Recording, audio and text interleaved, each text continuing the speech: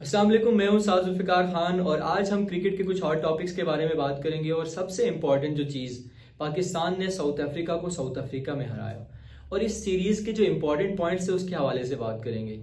सबसे इम्पॉर्टेंट चीज़ जो थी और जो बड़े लोगों ने इसको अप्रिशिएट किया वो ये था कि इसमें एक बड़ा इंपॉर्टेंट रिकॉर्ड बना। और वो रिकॉर्ड ये था कि पाकिस्तान वो पहली टीम बनी जिसने साउथ अफ्रीका को साउथ अफ्रीका में हराया और वाइट वॉश किया। उसके साथ साथ बाबर और शाहीन जो कि की प्लेयर्स हैं पाकिस्तान के, जो काफ़ी टाइम से उस तरह से परफॉर्म नहीं कर पा रहे थे या उस रिदम में नहीं दिखाई दे रहे थे, उनकी फॉर्म में वापस आना बहुत इंपॉर्टेंट था। क्योंकि champions trophy on the corner है और उसके हवाले से हम बात करते हैं। जैसे बाबर आजम को हमने देखा था कि पिछली सीरीज से भी वो कुछ अच्छी निक में तो दिखाई दे रहे थे, मगर वो स्कोर्स नहीं कर पा रहे थे, वो लंबे स्कोर्स की तरफ नहीं जा रहे थे। अब वो 30s कर रहे थे, वो 20s में जा रहे थे, वो अच्छा स्ट्रोक खेल रहे थे, बट स्कोर्स जो है वो आगे नहीं जा रहे थे। हाँ, बाबर अपनी फॉर्म में जरूर आते हुए हमें दिखाई दिए। ये बात जरूर है कि उनका स्ट्राइक रेट अभी भी कुछ लो है, बट ये उस पर वो इम्प्रूवमेंट कर सकते हैं। बट ये है कि हमें रन्स में वो दिखाई दिए और हम उम्मीद ये करते हैं कि वो आगे जाके इसको और मजीद बेहतर करेंगे और चैंपियंस ट्रॉफी में पाकिस्तान के लिए इंपॉर्टेंट साबित होंगे। उसके साथ साथ शाहीन अफरीदी की हम बात करें तो शाहीन जो है वो काफ़ी टाइम से हमें उस तरह से रिदम में दिखाई नहीं दे रहे थे। और शाहीन पाकिस्तान का वो वेपन है जो इंटरनेशनल लेवल पे, चाहे वो T20 हो, टेस्ट मैच हो या ODI क्रिकेट हो, इसमें बहुत इंपॉर्टेंट है। और 2022 में जिसमें पाकिस्तान की बड़ी अच्छी परफॉर्मेंस थी वर्ल्ड कप में, उसमें शाहीन अफरीदी का किरदार बहुत कलीदी था। तो शाहीन को हमने इस सीरीज पूरी में देखा कि वो प्रॉपर स्प्रिंट के साथ और उसी जोश और जज्बे के साथ और उसी एनर्जी के साथ 140 जो है वो कंसिस्टेंसी के साथ टच कर रहे थे। तो शाहीन और बाबर का फॉर्म में आना पाकिस्तान टीम के लिए एक बहुत नेक शगुन होगा और अब जो ये टीम है हमें वो आगे अच्छे की तरफ जाते हुए दिखाई दे रही है। उसके साथ साथ जो साइम अयूब जो है वो हमें एक नया उभरता हुआ स्टाइलिश स्टार हमें जो है वो मिला है। साइम अयूब पे बड़ी इन्वेस्टमेंट की गई थी। स्टार्ट में वो उस तरह से परफॉर्म नहीं कर पा रहे थे। 20 ऑड मैचेस उनको मिले, इवन T20 में उनको इतना मौका शायद ही किसी बैटर को मिले, बट उनको दिया गया क्योंकि उनके टैलेंट पे किसी को शक नहीं था। और फिर जो उनको मौका दिया गया तो उन्होंने ये साबित किया कि वाकई जो उनको मौका दिया जा रहा था, जो उनको बैक किया जा रहा था, वो बिल्कुल उसके अहल थे। और उन्होंने जिस तरह से परफॉर्मेंस दी है, और इस खास करके जो ODI सीरीज थी उसमें 3 मैचेस में 2 सेंचुरियां स्कोर करना और उस साउथ अफ्रीकन बॉलिंग के सामने, साउथ अफ्रीकन उन ट्रिकी कंडीशंस में और जिस तरह से सर्कमस्टेंसेस थे, बहुत शानदार परफॉर्मेंस थी। और जो रात वाली जो सेंचुरी थी उनकी, उसमें भी अगर हम देखें तो टेम्परामेंट भी था। स्टार्ट में उन्होंने अच्छा स्टार्ट किया, वो स्लो भी खेले, उसके साथ साथ जो स्ट्रोक्स थे उनके कमाल थे। और हमने देखा कि जो साबिक क्रिकेटर्स हैं वो भी उनको प्रेज करते हुए दिखाई देते हैं। बाबर आजम ने भी उनके लिए ट्वीट किया, दीगर जो खिलाड़ी उन्होंने भी ट्वीट किया, और उनकी जो रिजेम्बलेंस है वो सईद अनवर से भी की जा रही है। कुछ स्ट्रोक्स हमने देखे कि वो बिल्कुल सईद अनवर की तरह लगाते हैं और बड़े स्टाइलिश वो प्लेयर हैं। तो होपफुली कि वो आगे जाके पाकिस्तान के लिए बेहतर जो है वो प्रॉस्पेक्ट साबित होंगे। और मेच्योरिटी भी है। उन्होंने जब वो इंटरव्यू दे रहे थे तो उनसे सवाल किया गया कि क्या आपकी जो आपकी परफॉर्मेंस है उस पर आपको प्राउड है, तो उन्होंने कहा कि I am proud of my team. तो यहाँ से उनकी मेच्योरिटी का अंदाजा भी लगाया जा सकता है।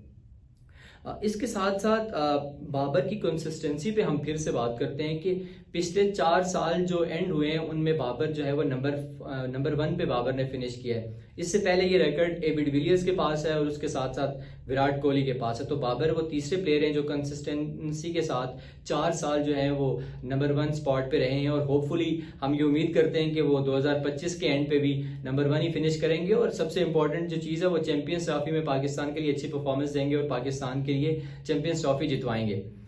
उसके बाद हम बात करते हैं रिजवान की कैप्टेंसी। रिजवान अभी अभी रिसेंटली कैप्टन बने और 2 ही ODI सीरीज जो हैं वो उन्होंने उनकी कैप्टेंसी में खेली गई हैं, बल्कि जिम्बाब्वे वाली सीरीज भी थी। तो ऑस्ट्रेलिया वाली सीरीज में हमने देखा कि ऑस्ट्रेलिया को ऑस्ट्रेलिया में हराना, फिर साउथ अफ्रीका को साउथ अफ्रीका में हराना, ये शायद किसी के लिए ख्वाब तो हो सकता है, मगर ये इतनी कोई सहल चीज़ नहीं है जो हम ये समझें कि बड़े आसानी से ये चीज़ हो जाएगी। क्योंकि बड़े कप्तानों ने ये कोशिश की मगर वो नाकाम रहे। मगर रिजवान वो कैप्टन है जिन्होंने ऑस्ट्रेलिया को ऑस्ट्रेलिया में हराया और फिर साउथ अफ्रीका को साउथ अफ्रीका में हराया। उनकी जो टेक्टिकल मूव्स होते हैं वो बड़े कमाल होते हैं। वो फुल एनर्जी के साथ अपने बॉलर्स को बूस्ट अप कर रहे होते हैं, उनको साथ साथ बता रहे होते हैं कि आप ये बॉल करें, ये फील्ड लीजिए, यहाँ पे ये हो जाएगा। तो बड़ा एक इंटरेस्टिंग चीज होती है और फील्ड पे बड़ा एक्टिव दिखाई देते हैं। और जो साथ में उन्होंने एक कैच जो डेविड मिलर का किया, शायद वो गेम चेंजिंग था वहां पर। साइम की बॉल पे जब डेविड मिलर ने स्कूप करने की कोशिश की तो वो पहले उन्होंने उनका मूव देख लिया था और वो उसके साथ साथ गए। और इम्पॉर्टेंट चीज यहाँ पे जो नोट करने वाली वो ये है कि रिजवान हमें कंसिस्टेंसी के साथ अच्छी कीपिंग करते हुए दिखाई दे रहे हैं, जो चीज अननोटिस जा रही है और बहुत कम लोग शायद इसके बारे में बात करते हैं। जब किसी चीज के बारे में कम बात की जाए इसका मतलब ये है, यानी गलती के बारे में, इसका मतलब ये है कि वो बहुत अच्छी हो रही है।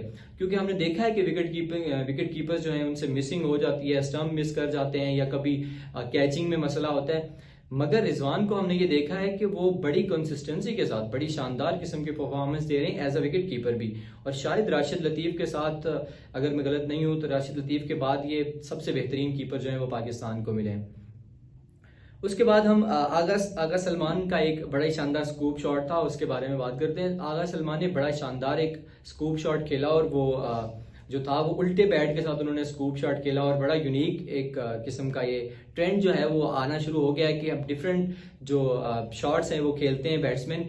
लेकिन पाकिस्तानी बैट्समैन जो थे वो इस तरह के शॉट्स कम खेलते थे, मगर हमने ये देखा है कि ओवर द टाइम अब चीज़ें इवॉल्व हो रही हैं और पाकिस्तानी बैट्समैन भी जो हैं वो मॉडर्न डे क्रिकेट है उसके मुताबिक अपनी बैटिंग को डालने की कोशिश कर रहे हैं और नए नए शॉट्स लेके आते हैं। जैसे साइम अयूब हैं, मोहम्मद हारिस हैं, अभी सलमान आगा ने भी शॉट खेला है, तो ये एक अच्छा शगुन है। और चैंपियंस ट्रॉफी बिल्कुल जाहिर है कि करीब है और अच्छा एक हमें जो है वो सेटअप होती हुई दिखाई दे रही है टीम। चंद एक चीज़ें हैं जिसमें चेंजिंग की ज़रूरत है। शायद अब्दुल्ला शफीक को जितने मौके मिल चुके हैं शायद उन्हें दोबारा से डोमेस्टिक में जाके काम करने की ज़रूरत है, क्योंकि फ़खर जमान आपकी वेटिंग लिस्ट में बिल्कुल मौजूद हैं। और जिस तरह के वो प्लेयर हैं, जिस तरह के वो गेम चेंजिंग प्लेयर हैं और ऑन द डे जिस तरह की वो परफॉर्मेंस दे सकते हैं, हम कैसे उनकी परफॉर्मेंस भूल सकते हैं। साउथ अफ्रीका के खिलाफ, साउथ अफ्रीका में जब 193 उन्होंने स्कोर किया, फिर न्यूजीलैंड के खिलाफ वर्ल्ड कप 2023 में जो परफॉर्मेंस उन्होंने दी, और इंडिया के खिलाफ चैंपियंस ट्रॉफी के फाइनल में तो वैसे भी नहीं भूल सकते। तो शायद वो ऐसे मैच विनर प्लेयर हैं जो वेटिंग में थे, और अब्दुल्ला शफीक की इस परफॉर्मेंस के बाद शायद फखर का रास्ता ज़्यादा आसान हो जाएगा और वो दोबारा से टीम में होंगे। तो ये टीम जो है वो बिल्डअप होती हुई हमें दिखाई दे रही है और चैंपियंस ट्रॉफी में शायद पाकिस्तान बड़े एक अच्छे मोराल के साथ और बड़े शानदार अंदाज में जाएगा, यही हम उम्मीद करते हैं। आज के लिए इतना ही, खुदा हाफिज।